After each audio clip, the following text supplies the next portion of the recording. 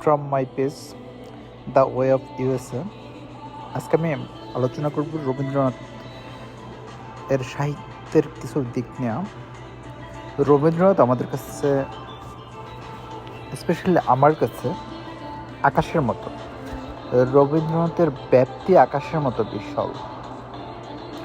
রবীন্দ্রনাথের সাহিত্যের মতো,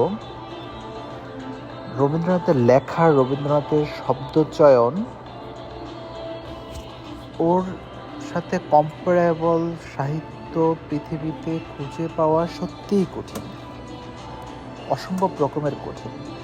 ঠিক আছে, হয়তো বা অনেকেই রবীন্দ্রনাথের বিভিন্ন দিক নিয়ে সমালোচনা করতে পারে, ধার্মিক ব্যাপারে সমালোচনা হতে পারে, কিন্তু রবীন্দ্রনাথ অসম্ভব রকমের জিনিয়াস পারসন, অসম্ভব রকমের মেধাবী মানুষ।